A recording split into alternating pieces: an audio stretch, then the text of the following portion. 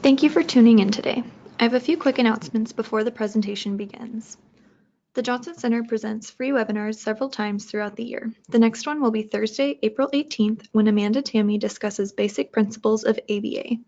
You can see the list of upcoming webinars by going to our website at www.johnson-center.org, then clicking on the webinars link on the right-hand side. We have a lot of great programs that provide support and assistance for children and families, including grants and sliding fee scales for many supports and services, including assessments, counseling, sibling camps, and more. The programs are funded by the community support, and this month you can help. We are once again hosting an online auction to raise critical funds for these grant support programs. From April 15th until April 30th, you will be able to bid on hundreds of great items, and 100% of the proceeds will go directly to family support grants. The auction goes live April 15th, so be sure to check it out at www.takeactionforautism.org. Be sure to follow our colleagues at the Autism Research Institute, as they also host several great webinars and share some great resources on their website and social media pages. If you would like a certificate of attendance after today's webinar, look for a follow-up email in your mailbox 1 hour after the webinar concludes, or look for the link on our YouTube channel in the webinar description. It will contain instructions on how to get your certificate. If you have questions during the live webinar, please type them into your GoToWebinar control panel or email info@johnson-center.org. If you are watching a recording of this webinar, you may email questions to the presenter at info@johnson-center.org. And be sure to check out our library of past webinars on our YouTube channel at youtube.com/The Johnson Center. Today's webinar is the third in a three-part series and is presented by Dr. Jana Rundle. Dr. Rundle is a licensed clinical psychologist here at the Johnson Center. After completing her doctoral work at California School of Professional Psychology in San Diego, she moved to Austin in order to continue to provide psychological services in her home state. She is trained in psychological and neuropsychological assessments, and she also has years of training providing individual and group therapy for adults and adolescents, providing play therapy for children, and in facilitating social skills groups for children with neurodevelopmental disorders. Please welcome Dr. Rundle.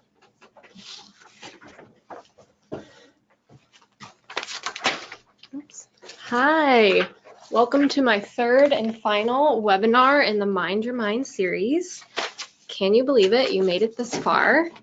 I'm so excited to do the webinar on sleep today. I wanted to focus on sleep because not only is it a symptom in the other disorders that we discussed previously last week, both anxiety and depression, but also it is a symptom of so many people just in the regular population suffer from sleep disorders or trouble sleeping. So it is not only a symptom of the things that we discussed previously, but a lot of people have sleep disorders just on their own. So if you're either of those people suffering from symptoms of depression or anxiety, or just suffering from sleep issues in general, I think you'll find this webinar very helpful. So before we get started talking about sleep issues, I wanted to answer a few questions from the previous webinar on depression that I thought were really good questions. So one of them was, what depression treatments are available for someone with nonverbal ASD and intellectual disability? So I talked about some of the behavioral markers of depression for someone who is nonverbal, which would be like anhedonia, or not finding joy in things that they used to find joy in, sleep difficulties, appetite changes, fatigue, difficulty concentrating. So those are the behavioral markers that we want to look for when we're thinking about, could it be depression? Is it something else that's creating these behavioral changes? If you think it is depression, then what do you do? And I didn't really talk about that in the webinar. I talked about the symptoms that you want to look for, but then I didn't talk about treatment. So this is such a good question, and I'm so glad someone asked it so that I can touch on it a little bit before we get started with our sleep. So when you're thinking about treatments for someone who's nonverbal, the cognitive behavioral treatments aren't probably going to be the best course of action if someone can't physically produce speech, because a lot of the components of a CBT model involve changing your thoughts to therefore change your feelings and change your behaviors. Well, if you can't articulate your thoughts, then CBT probably isn't the best thing. You're probably going to want to gear more towards psychopharmacological treatments. So I touched on psychopharm in the depression webinar. So if you want to go back and look at the slides on the psychopharmacological approaches to treatment, please do so.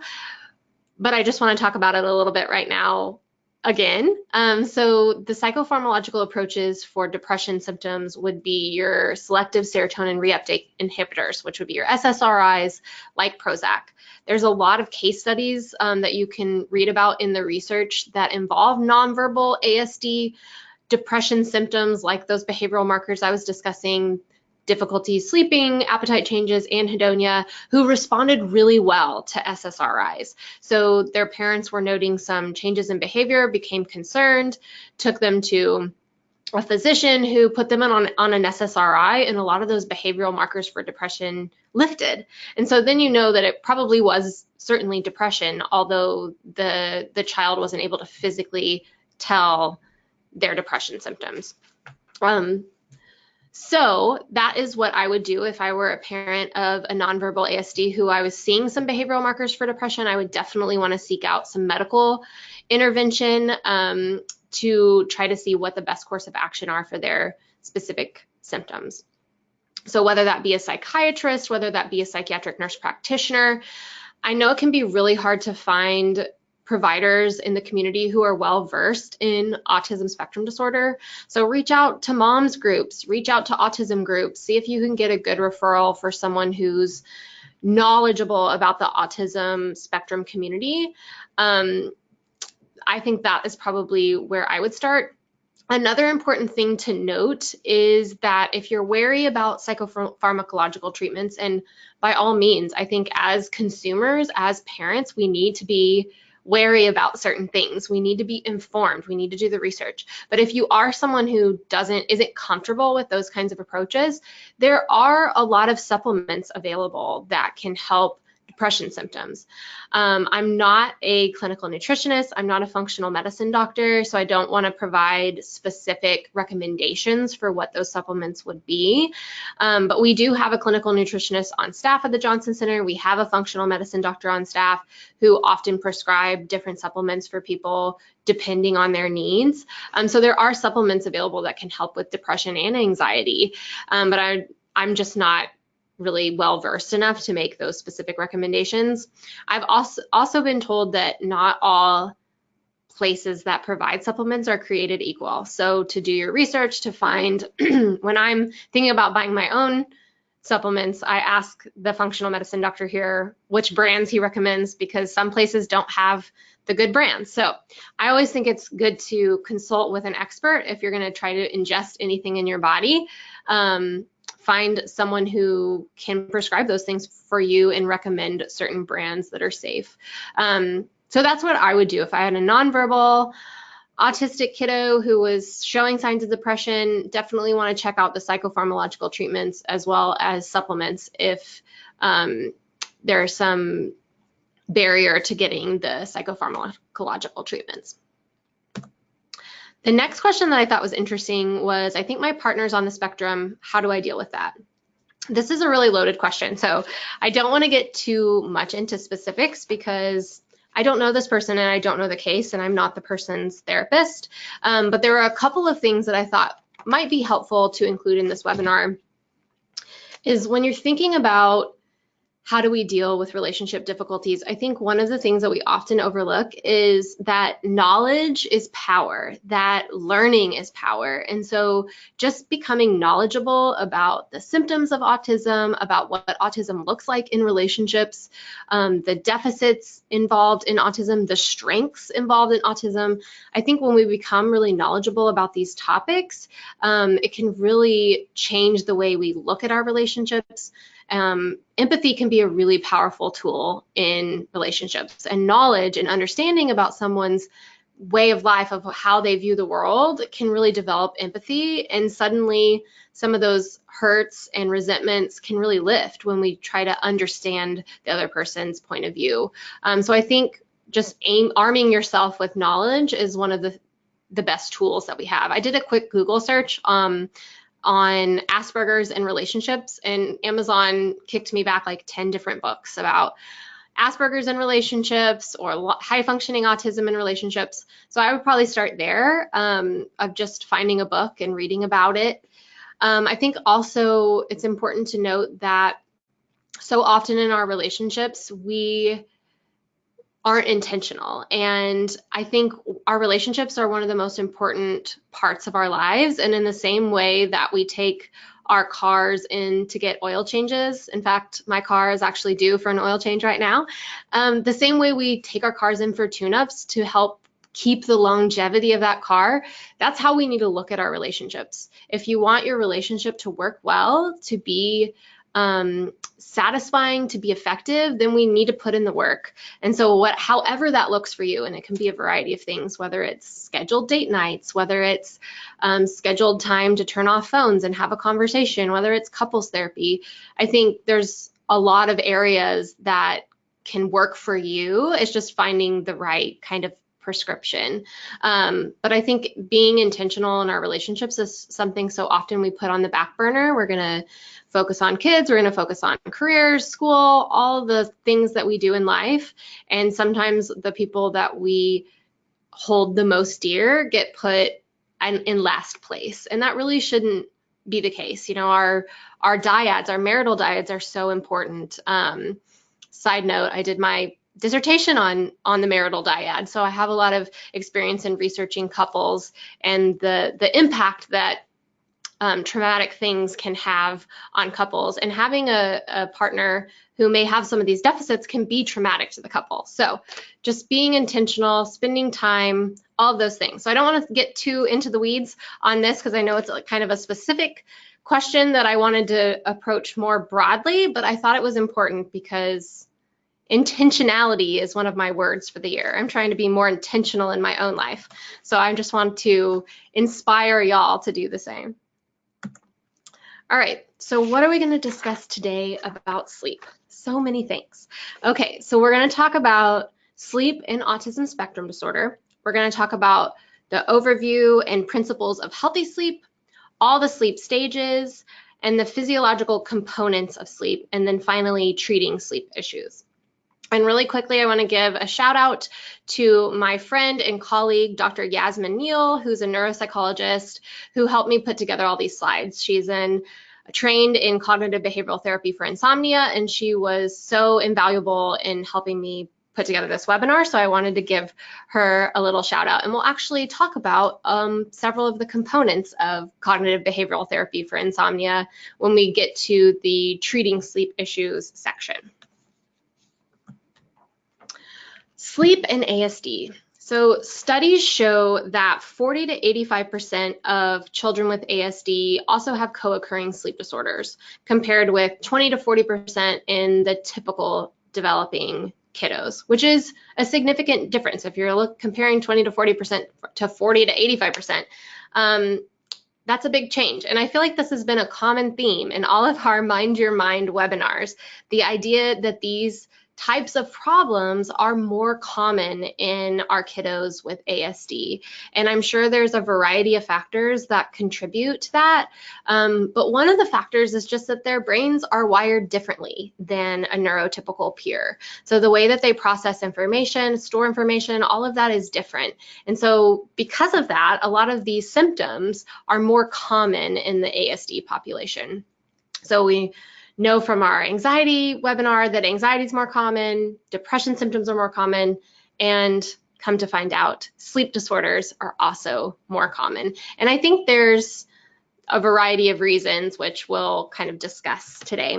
So children with ASD often take more than 1 hour to fall asleep, and many have nocturnal awakenings that may last as long as 2 to 3 hours. Sleep problems in ASD tend to persist past mid-puberty, and a longitudinal case study found that insomnia was 10 times more likely to be reported in ASD children than in controls, and that sleep problems didn't start going away at 11 to 13 years at the same rate as they did in controls. So for control kiddos, 53% had a remission of symptoms by 11 to 13 years, as compared to only 8% had a remission of symptoms at 11 to 13 years in the ASD cohort. So the most common sleep problems in ASD are sleep onset delay, frequent nocturnal awakenings, and reduced sleep duration.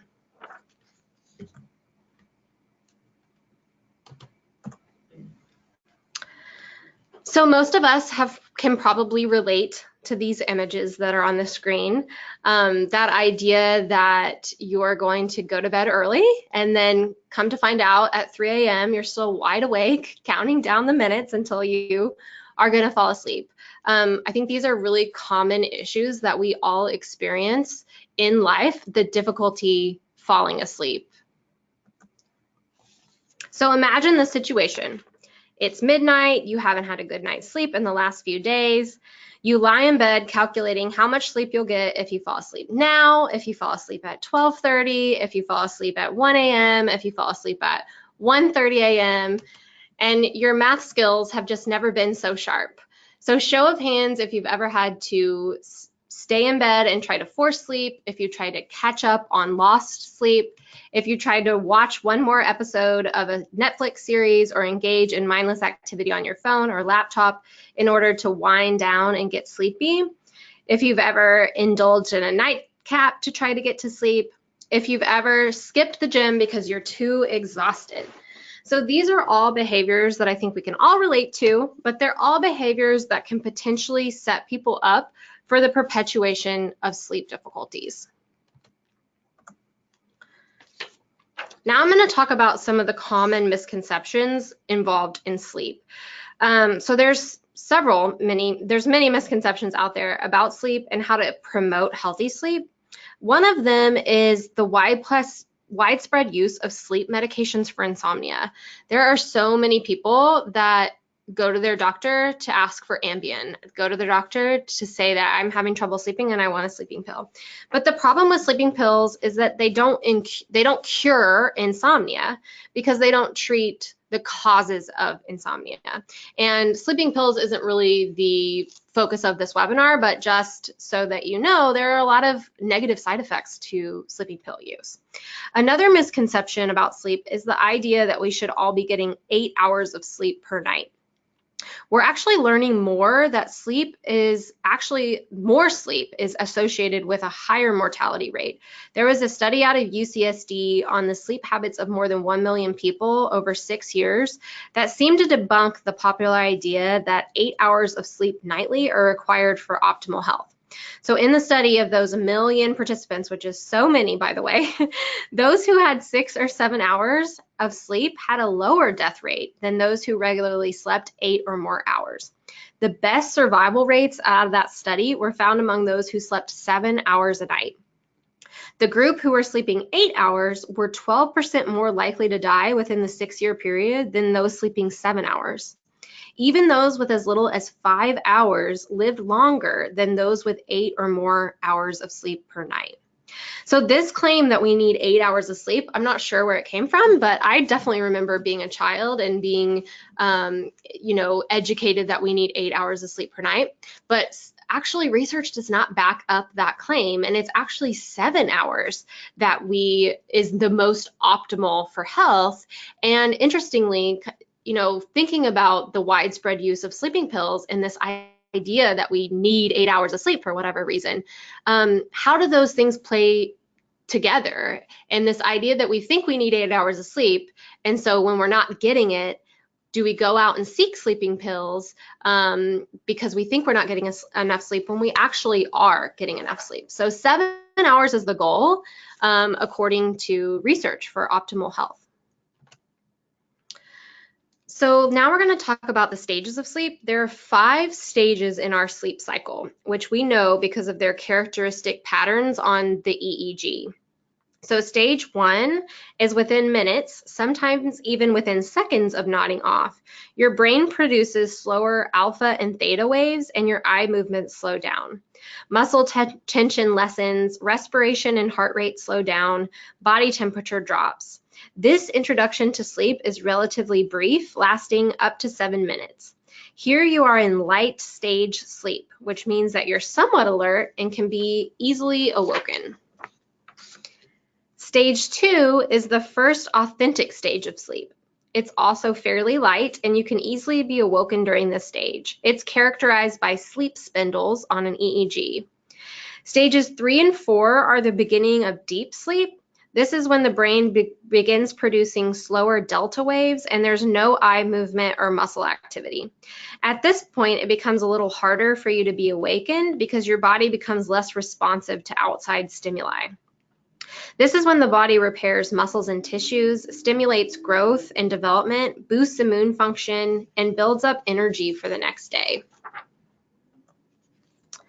Then we have the final stage, the 5th stage, which is REM, the rapid eye movement stage. This occurs after 45 minutes of deep sleep. We revert back to stage 2, and then we enter REM. You generally enter REM sleep about 90 minutes after initially falling asleep, and each REM stage can last up to an hour. During this final phase of sleep, your brain becomes more active. This is the stage where most dreaming occurs. Heart rate and blood pressure increase. Breathing becomes fast, irregular, and shallow. REM sleep plays an important role in learning and memory function, since this is when your brain consolidates and processes information from the day so that it can be stored in your long-term memory. An average adult has 5 to 6 REM cycles each night. So I know this webinar isn't about dreams, but we do dream during the REM stage, and we don't know why we dream. It's just something that happens. But yes, one of the theories is that it helps us consolidate the events from the day or helps us process information. And that's why you often may dream of things that happened during the day or things that you've been thinking about, like something that you were thinking about right before you fell asleep. You might dream about it later, and we don't know why, but theorists postulate it's because we're trying to process that information even while we sleep. So I know this isn't about dreams or dream interpretations, but I do think that that's an interesting aspect of dreams, because so often we dream things that are interesting or disconcerting or a variety of things. So it's important to note that the 5 phases of sleep last for different durations at various ages. So an infant sleep cycle will look different than that of an adult or an elderly individual. On an average night, you move through the stages in a sequential fashion. Stages 3 and 4, which are deep sleep, is the most essential part of the sleep cycle because it occurs earlier in the night and it's the least likely to get disruptive. The length of REM periods increases as the night goes on. So the REM stage itself gets longer and longer, and that's why you might be in a REM phase when you're woken up. That's why you might remember your dream, because you woke up during a REM cycle. So the 5 stages seem pretty elaborate, right? It seems really complex. They are each characteristic. They have characteristic brainwave patterns on an EEG. So what is the purpose of such an elaborate system? When asked after 50 years of research what he knew about the reason people sleep, the founder of Stanford's Sleep Research Center answered, "As far as I know, the only reason we need to sleep is really, really solid is because we get sleepy." So sleep is a really complex thing that we don't have a super good understanding of. We have theories, and then we have what research shows us to be true and what science shows us to be true. So we know that sleep is not merely a passive behavior. A more primitive explanation is that it served to preserve and protect humans from roaming around during the night when they might be vulnerable to prey. So in a way, sleep helped protect us and helped us survive as a species because we were asleep during a dangerous time. In more modern times, science tells us that sleep serves a few purposes. We know that we clear waste like beta amyloid out of the brain during sleep. Sleep also combats the accumulation of free radicals in the brain. It's been shown that sleep deprivation has a negative effect on the immune system. One study showed that depriving mice of sleep increased cancer growth and dampened the immune system's ability to control certain cancers.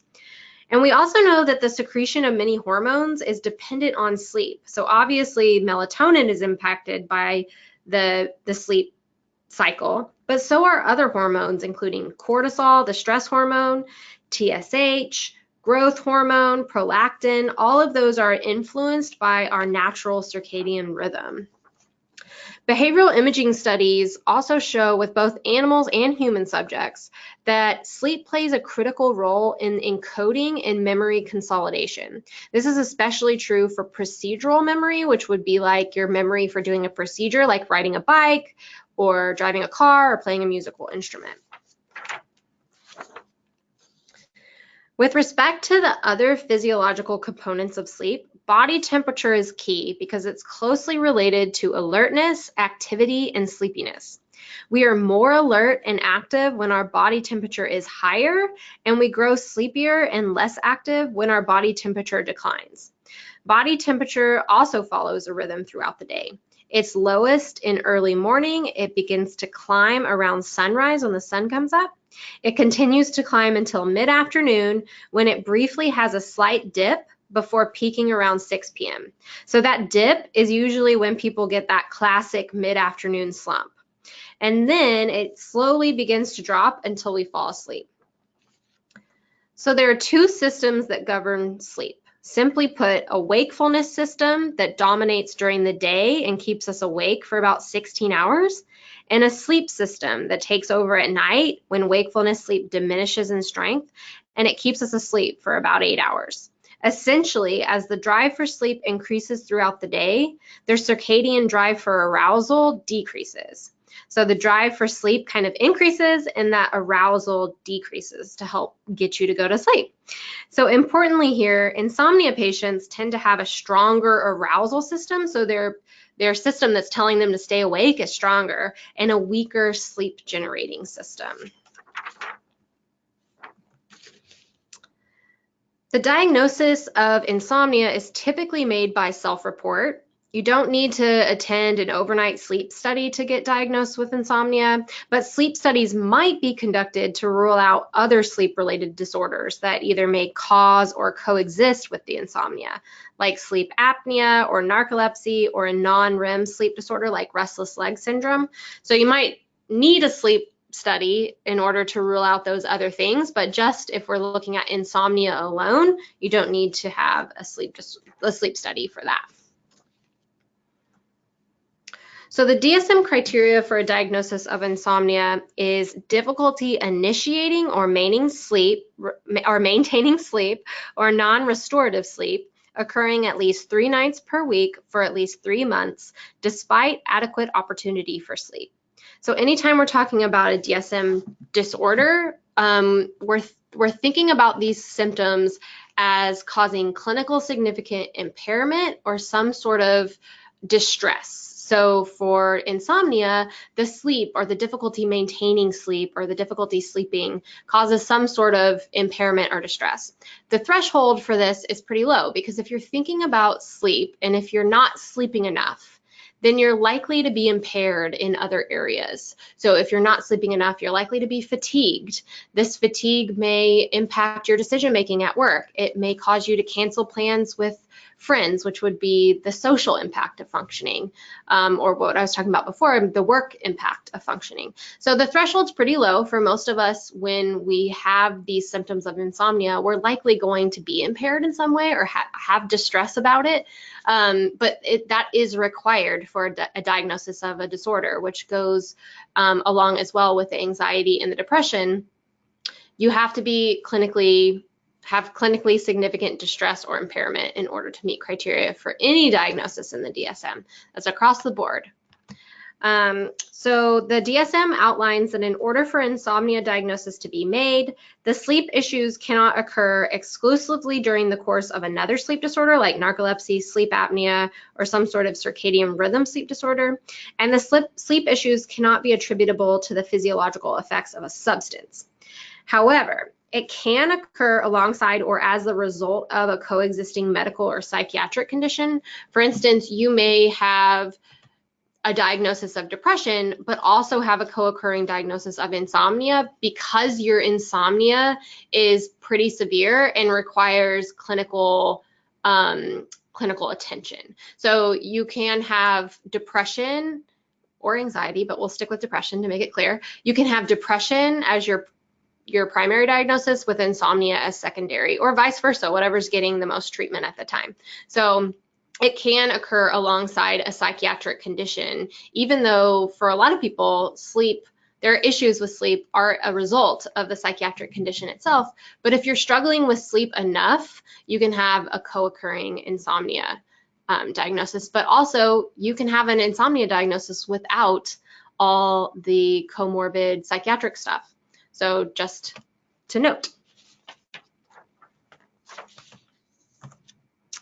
So there's no formal diagnostic criteria as what constitutes severely disordered sleep.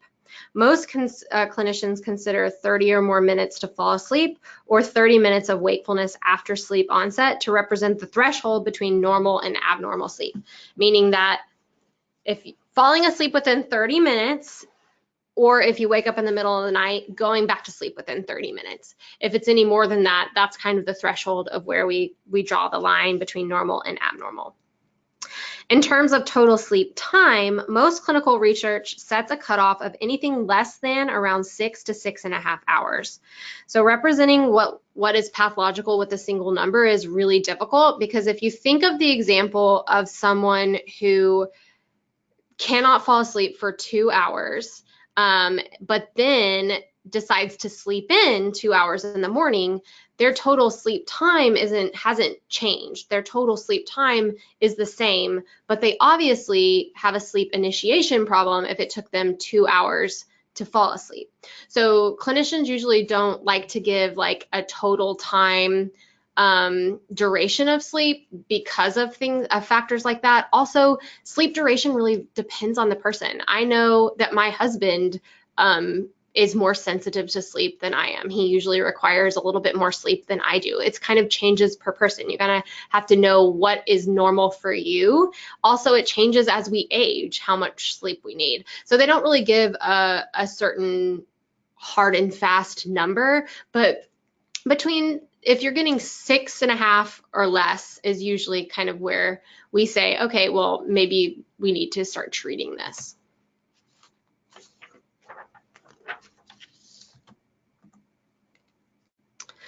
So treating sleep issues, there's a couple of different ways we're going to talk about treating sleep issues today.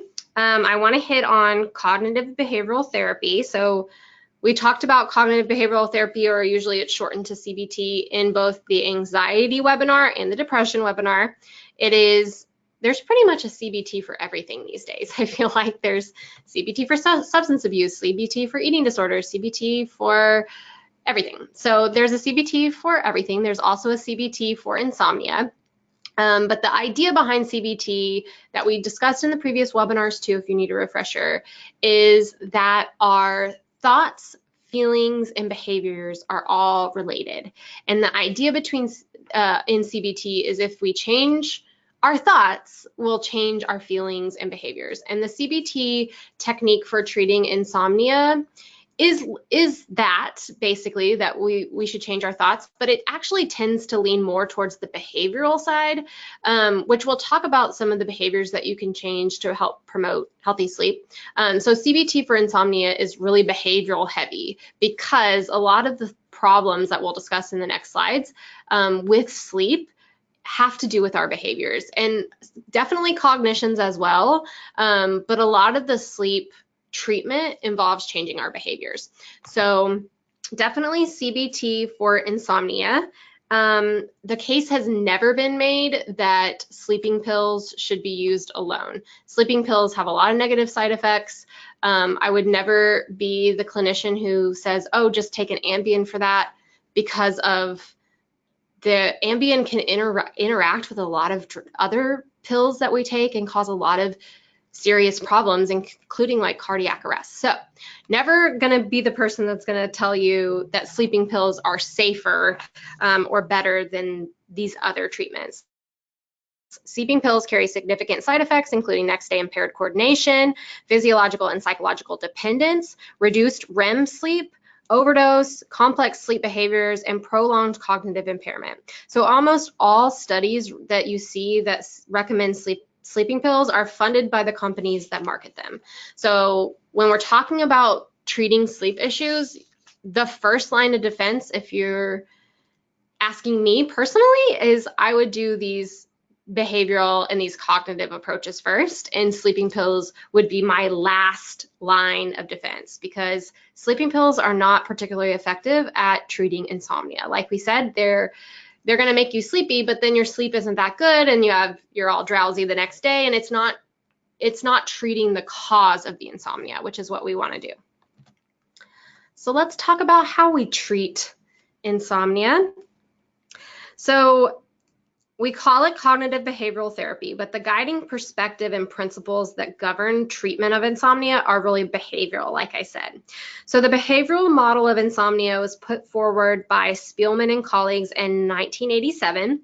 It has to do with a 3-factor stress diathesis model. Stress diathesis model is a term that we often use in psychology, which basically just means that you have some genetic predispositions and then maybe some sort of stress that's causing the disorder. So it posits that insomnia occurs acutely in relation to both predisposing factors, which you can read on the screen, are like hypoarousal, a weak sleep generating system, tendency to ruminate, a bed partner keeping an incompatible sleep schedule. All of these could be predisposing factors.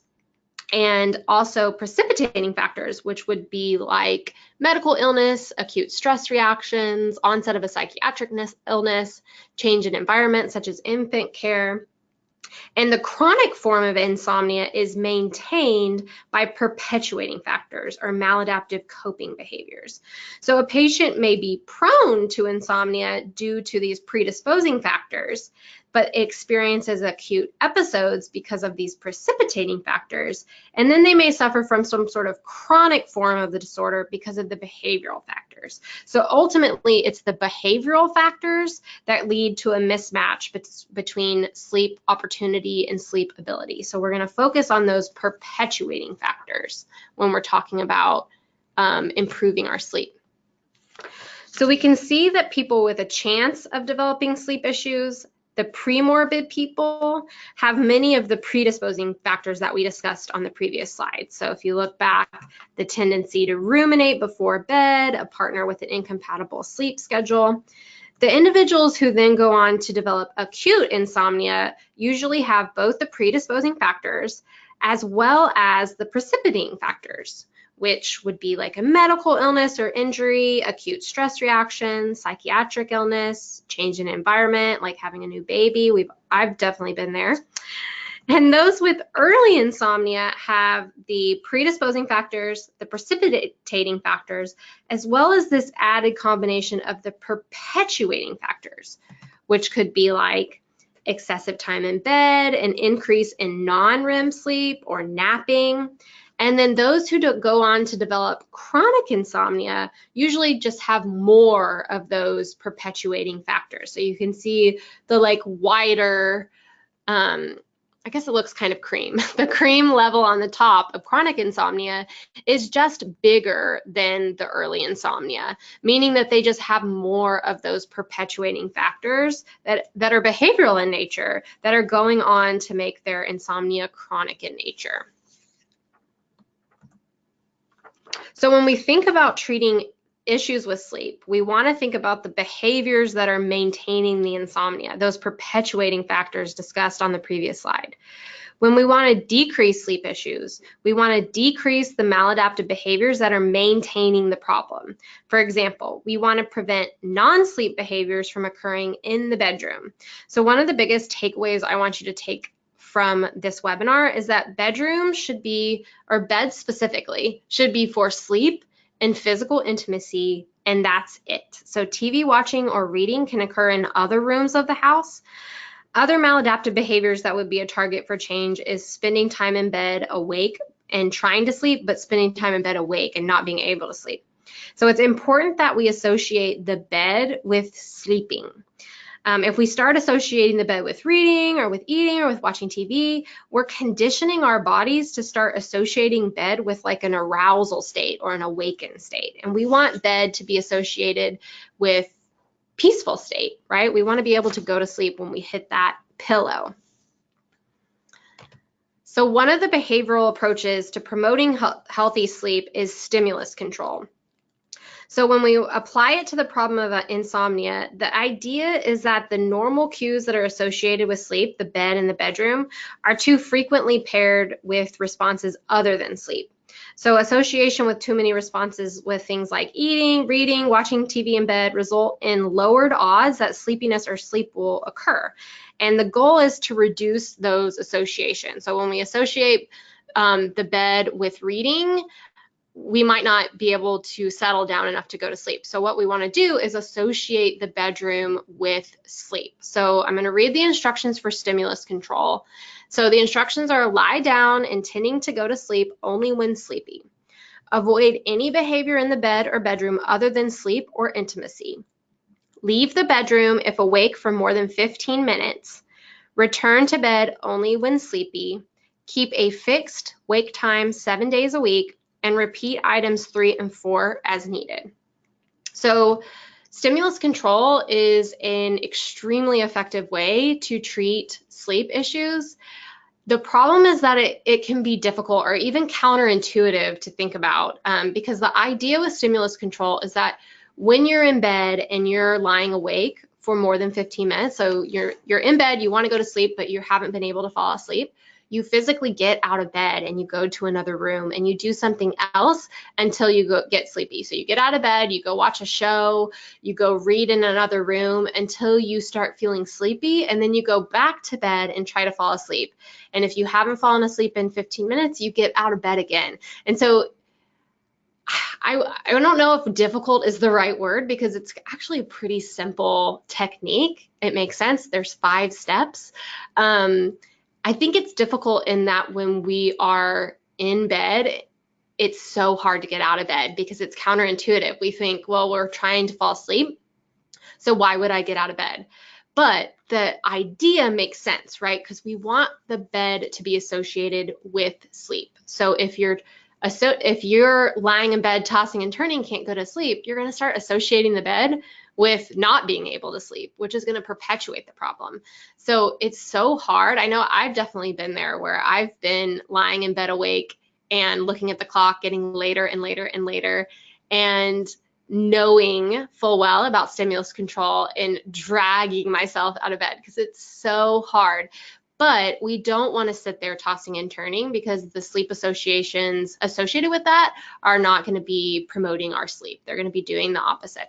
So this is very effective if you can make a point to be intentional about it and to just brave getting out of bed at whatever time it is, 2 a.m. It's super effective. I would definitely try it. And if it works, great. I know this is not easy. If this stuff were easy, then none of us would have sleep problems, right?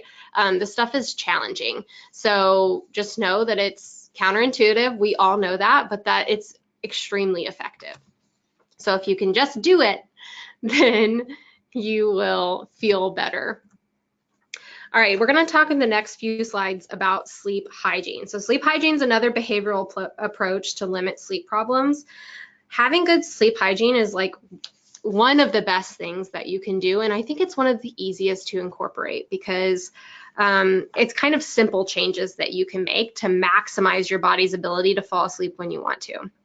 So one of the largest things with sleep hygiene is to limit caffeine consumption before bedtime. So caffeine is a stimulant. It stimulates our bodies, our nervous systems. It is fantastic if you need a boost of energy in the morning. It is not so fantastic if you're trying to go to sleep. So the half-life of caffeine is 5 to 6 hours, which means it takes your body 5 to 6 hours to metabolize half the caffeine in your bloodstream. So my own personal rule, knowing that the half-life of caffeine is about 6 hours, I don't have any caffeine after 2 p.m. That's my own personal rule. I actually try to make it no caffeine after lunch, but sometimes, you know, you just haven't looked at the clock. So definitely no caffeine after 2 p.m. I know that we're a culture that loves to do coffee dates, meet at Starbucks. When I do that in the afternoon, I just grab a decaf. You still get the great benefits of a warm beverage. I love coffee personally. My husband's from Seattle, so we're definitely coffee snobs. I drink coffee every morning. I just try to limit my caffeine consumption in the afternoon because I know that it's really going to affect your sleep. It's a stimulant. It's great for energy, not so great for sleep. And I have this super cute cartoon on here that a woman is in therapy with her therapist, and he says, I have a theory about your insomnia, because she's holding a giant thing of coffee. Which I just thought was too cute, because it's just anecdotally when my friends are telling me about their sleep issues and then I find out that they drink coffee all day, it's like such a simple thing to switch, just switch to decaf in the afternoon. Some other great tips for having healthy sleep hygiene: go to bed and wake up at the same time every day, even on weekends. So I personally incorporate this in my own routine. I think it just helps me get out of bed during the week easier. But if you have sleep issues, it's definitely something that you should try to do, is get up at the same time every day and not sleep in on weekends. If you don't have sleep issues, then there is no harm in sleeping in. But if you're someone with sleep issues, getting that circadian rhythm in a normal rhythm is what you're trying to do. So waking up and going to bed at the same time really help get that circadian rhythm off to a great start. Like I said on the previous slide, avoiding caffeine late in the day. Be aware of things with hidden caffeine, things like chocolate, things like tea. Definitely just be aware of what has caffeine. Sodas. Expose yourself to more natural light in the morning. There's a lot of hormones that we have that are released naturally by daylight. Because we're animals who work on this sleep-wake cycle, we have hormones that rely on the sleep-wake cycle. So one of the things that we need to do is expose ourselves to more light in the morning. It helps wake up your body. It helps your body release hormones that are going to naturally help your sleep-wake cycle. Make sure your room is conducive to sleep, dark, quiet, comfortable. Sleeping on a comfortable mattress and pillow. Don't go to bed feeling hungry. Don't eat a big meal before bed. Developing a relaxing routine. Ideas include bathing, music, reading. One other one I want to add is that I incorporate is the use of essential oils. So there are a lot of essential oils that have a really calming effect to our nervous systems, to our olfactory senses. I'm actually diffusing oils in my office right now. I have a diffuser in my room at home as well. I use oils on my daughter to help promote her to sleep. I don't know if they actually help you sleep, but I do know that they're a wonderful sleep association. So for my daughter, I used a kids line of oils since she was an infant. So a line of oils that was designed to be used on kids. You want to make sure that if you're incorporating oils with children, that you make sure that they're safe. So I have one that's designed to promote sleep. No idea if it helps her sleep, but I do know that it's a positive sleep association for her. So she knows when she gets that oil on her chest and she smells the lovely aroma, she knows that it's time to go to bed. And so I have no idea. I have not read the research on essential oils. I just like the smell and I find them relaxing. And so I incorporate them into my sleep routine. And if nothing else, who knows the medical benefits, but I do know that we have sleep associations that help us get sleepy, and this could be one that you could incorporate. That just smelling the smell is such a powerful sense, and when we have a calming smell like lavender, there's lots of sleep blends out there that will help promote your body as like, oh, okay, it's time to go to bed. Every little bit helps, guys. Reserving the bed for sleeping only, so keeping cell phones, TVs, video games, computers, all outside of your bedroom. This is so important because everyone I know pretty much watches TV in bed, and it's just really the lights, the sounds, it's all designed to be stimulating. And the bedroom should really be serene, peaceful. The bedroom should be designed to promote sleep and relaxation. So that's an easy thing to just remove. Well, not easy because we get so stuck in our routines, but simple. We'll say simple change that you can make is removing the technology from your bedroom. Exercise regularly during the day. I don't spend enough time on exercise and the benefits There is tons of research on this. And I really should spend more time on it, but we just have so much to cover that I haven't been able to. But exercise is beneficial across the board for all of the things we've discussed today. I can't think of a single disorder off the top of my head that would not benefit from increased exercise. As a society, we are way too sedentary. The effects of being inside and sedentary, and it's just horrible in our culture. So exercise, very important. Also, if you're someone with sleep problems, think about if you have a pet in the room.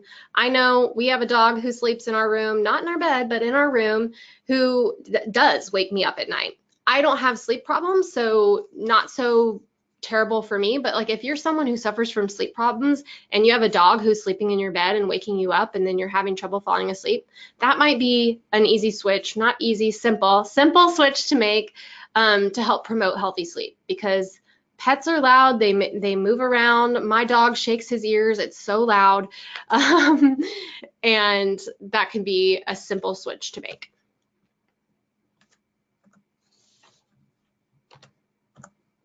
All right, so now we're going to talk a little bit about the cognitive aspects. Man, time has flown by. So cognitive aspects are cognitive restructuring, which the idea of cognitive restructuring is to identify, label, and reframe and restructure the thoughts. So when we think about cognitive behavioral therapy, we're trying to challenge some of the thoughts that are not helpful, that maybe are distorted.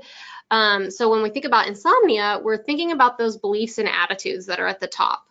All of these things are interrelated. That's why they have arrows that, go to each other. But when we're thinking about cognitive restructuring, we're going to be focusing on those beliefs and attitudes that lead to insomnia. Worry over sleep loss, rumination over consequences, unrealistic expectations, all of those things.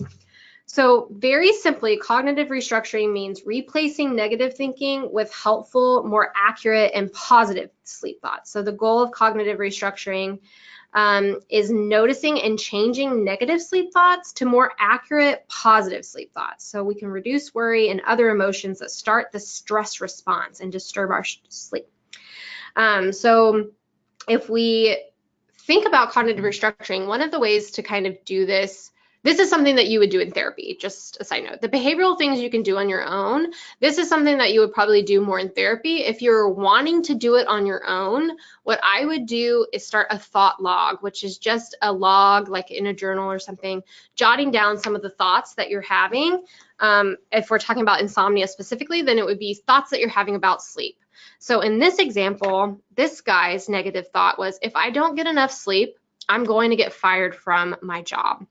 So if I was a therapist in session and heard this thought, I would want to maybe challenge it and see, okay, well, what evidence is there for this thought?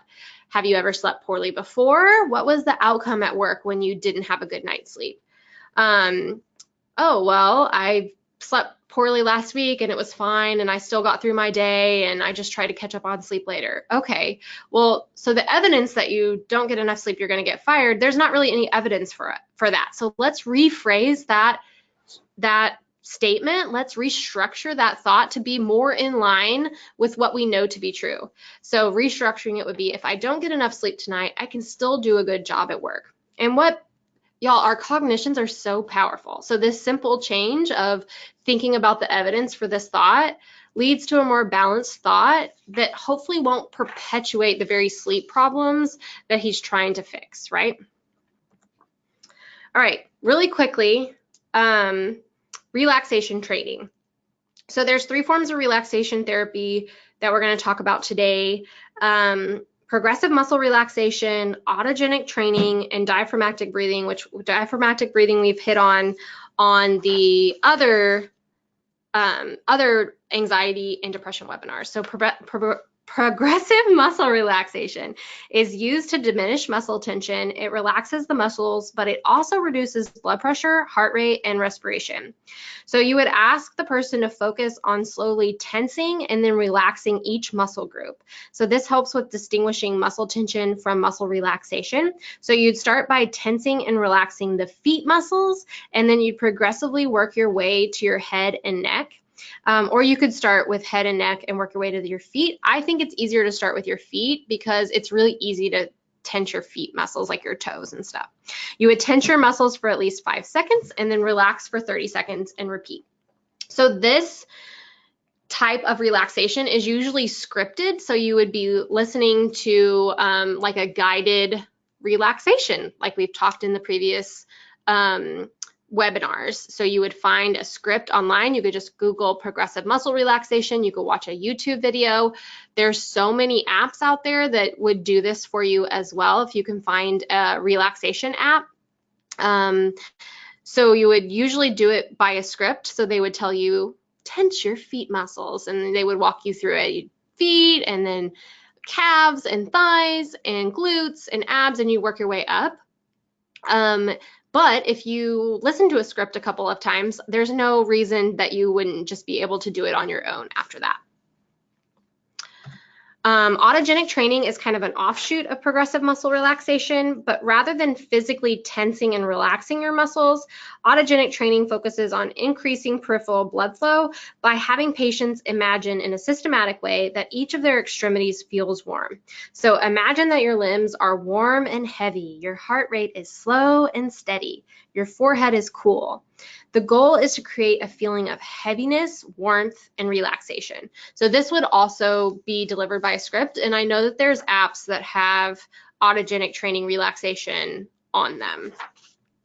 The last one is, before we're out of time, diaphragmatic breathing, which we talked about in our other 2 webinars. I think that just goes to show how important it is. This is a really easy one to do too if you're having trouble sleeping, because you're doing it lying down, right? So diaphragmatic breathing, again, is breathing from the diaphragm. So often we breathe from our chest instead of from our diaphragm, and that kind of makes the sympathetic nervous system go whack and think that you're in some sort of stressful situation when you might just be sitting at your desk. So breathing from the diaphragm gets that parasympathetic nervous system to kick in, to calm us down, to get us relaxed and ready to go to sleep. So this is another one that is easily practiced if you're having trouble sleeping. Hand on your chest, hand on your diaphragm, see which one is moving up and down and adjust accordingly. Can also be scripted. You can find scripts for this on YouTube, on different apps. There were so many different apps that I can't even recommend one, because there's just like 30 different apps that could do this for you. So find one in your parameters, whether you want one that's free, whether you want one that has, you know, mindfulness component, just find one that works for you. But I think apps are a great way, or YouTube videos, whatever works for you. Diaphragmatic breathing, extremely effective. Such an easy way to promote relaxation when you're lying in bed having difficulty going to sleep. Another reason I really love breathing techniques when you're having sleeping difficulties is because, like we talked about briefly, because I ran out of time, the cognitive components of sleep problems, those things that we tell ourselves that promote sleep difficulties. I'm not going to get enough sleep, I'm going to be tired tomorrow, I have so much to do tomorrow, I'm going to be fatigued, blah, blah, blah, blah, blah. All those thoughts that we tell ourselves can be pushed away when we start focusing on our breath and focusing on our breathing. So when we're focusing on our breathing and we're counting breaths and we're counting how long we're holding breaths, we're no longer thinking about all of those thoughts that are perpetuating the very problems we're trying to get rid of. So that is another great tool for focusing on breathing. And sometimes when I'm having trouble sleeping, I'll just do that. I'll count breaths.